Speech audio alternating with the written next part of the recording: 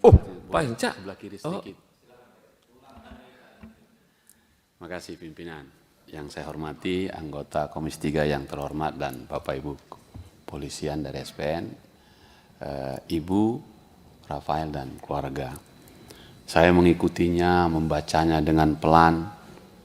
Izinkan saya memberi 2 poin. Dan ini penting untuk kita. Pelajaran dari Psikuska di Uni Soviet. Ketika kegilaan menjadi senjata politik. Saya tertarik debat pimpinan tadi yang baik Pak Habibur Rahman dan Pak Sahroni tadi. Saya coba men-searching dan saya bacakan ini agar menjadi sentuhan kepada kita semua. Kira-kira begini. Psikuska, saya kira orang-orang psikolog tahu. Sejarah selalu meninggalkan jejak untuk dipelajari. Di era Soviet, ada satu strategi yang begitu cerdas tetapi juga begitu kejam. Menggunakan ilmu psikologi sebagai alat eliminasi. Mereka tidak membungkam musuh dengan peluru, tidak membungkam kritik dengan penjara. Mereka membuat lawan terlihat gila. Mereka menyebutnya psikuska. Rumah sakit jiwa yang bukan sekedar tempat pengobatan, tetapi juga alat politik. Mereka yang vokal terhadap pemerintah, mereka yang mempertanyakan kebijakan negara, mereka yang berani bersuara berbeda, bisa dengan mudah dikirim ke fasilitas ini. Diagnosisnya apa? Schizophrenia lambat. Saya kira Ibu Feren paham ini. Penyakit ini tidak dikenal di luar Soviet, hanya ada di Soviet ini. Tidak ada dasar ilmiah yang jelas, tetapi dalam sistem yang dikendalikan oleh kepentingan, keabsahan ilmiah tidak lagi penting. Yang penting adalah hasilnya. Mereka yang dikirim ke Psikuska kehilangan kredibilitas mereka, kehilangan hak untuk membela diri, kehilangan identitas mereka sebagai manusia yang rasional. Bagaimana mungkin seorang bisa berdebat tentang kebijakan negara jika mereka sudah dicap sebagai orang gila? Ibu, saya membaca hatimu, bukan membaca ucapanmu. Sebagai seorang ibu, tadi juga diwakili di sana. Karena itu, pimpinan, saya ingin memulai dengan begini. Komisi 3 DPR RI ini bukan institusi medis, itu betul. Komisi 3 ini bukan tim psikolog, itu betul. Dan bukan rumah sakit jiwa, juga betul.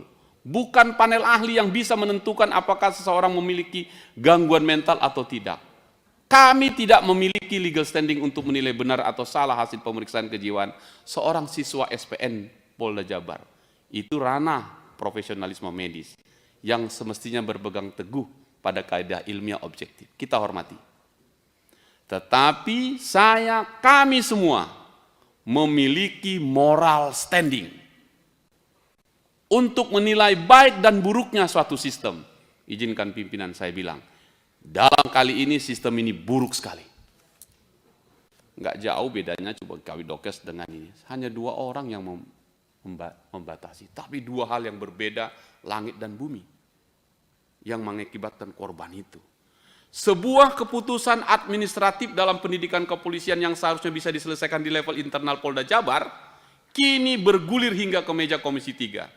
Ibu jangan khawatir, ruangan ini keadilan untuk rakyat. Anda bisa sampai di sini. Bukan hanya jenderal di sini, Anda pun bisa di sini. Sebuah urusan yang seharusnya bisa ditangani oleh para jenderal di sana, malah menjadi konsumsi politik dan publik. Kami punya hati. Ini bukan sekedar kegagalan teknis, ini adalah gagalnya manajemen hukum di tubuh kepolisian sendiri, minimal di SPN Jawa Barat. Itu fakta itu. Di luar benar atau salah, saya tidak ingin diagnosis medis ini terhadap siswa itu. Saya tidak ingin, saya hormat itu, tidak ada masalah di situ. Siapapun boleh mendapatkan vonis yang berbeda. Tetapi lebih buruk itu semua bila ada indikasi. Saya catat dari pimpinan. Ada indikasi bahwa diagnosis ini lahir bukan dari objektivitas medis, melainkan kebencian. Saya catat tadi. Itu namanya psikuska. Bahaya itu.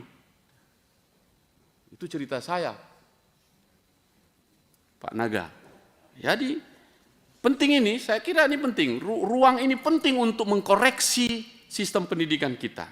Dalam sistem yang sehat, hukum adalah pedoman tertinggi, kita sepakat itu. Dan kebencian personal tidak boleh memiliki tempat di dalamnya. Nah, itu penting ini, tidak boleh. Seorang siswa tidak bisa diberhentikan hanya karena ada yang tidak menyukainya. Buang jauh-jauh itu. Apalagi jika alat yang digunakan untuk menyingkirkan dia adalah stigma psikologis yang seharusnya berdasarkan kaidah medis, bukan berdasarkan emosi dan subjektivitas. Ibu berdua, anggota dewan yang saya hormati, saya sepakat. Saya tersinggung disebut penyakit jiwa. Beliau di situ tuh. Saya hormati medisnya.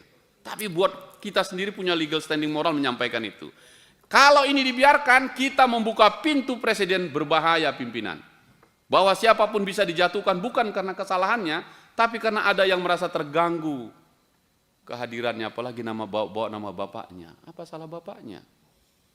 Hari ini seorang siswa SPN diberhentikan dengan dalih mengalami gangguan jiwa. Besok siapa lagi? Bisa saja seorang perwira yang jujur diberhentikan dengan alasan yang sama. Si Kuska lagi. Buang jauh-jauh ini. Maka ini bukan lagi sekedar kasus individu ini, pimpinan.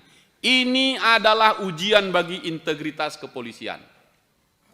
Benar dan salah dalam perkara ini bukan ranah Komisi 3 untuk menilai. Betul itu. Tapi buruk dan baiknya sistem ini, itu sudah sangat jelas. Buruk. Jadi mari kita akhiri absurditas ini. Biarkan prosedur yang membuktikan, tetapi baik dan buruk kita sudah bisa menilai sekarang. Dan karena itu, saya setuju Jenderal, mantan Wakapolri sahabat kami. Maka Propamlah jawabannya. Tetap kami hormati SPN, kita hormati hasilnya. Propam harus turun tangan, tidak untuk membela siapapun, tetapi untuk memastikan bahwa kepolisian masih berjalan di atas prinsip hukum dan bukan atas dasar kebencian. Karena jika polisi saja tidak bisa mendapatkan keadilan di dalam institusinya sendiri, siapa yang bisa menjamin keadilan itu? Selamat datang Propam, silahkan koreksi putusanmu, kami tunggu. Putusan yang patut Propam, saya kira menjawab ketidakadilan ini. Terima kasih pimpinan. Terima kasih Pak Hinca. Si Kuska ya. Nah, boleh juga dicatat sama Pak Pales PN ini. Agar si Kuska itu menjadi bahan bila perlu. Dibuat satu frame di SPN untuk dibaca semua pengajar. Saya akan bacain kesimpulan yang pertama. Download Tribun X sekarang. Menghadirkan lokal menjadi Indonesia.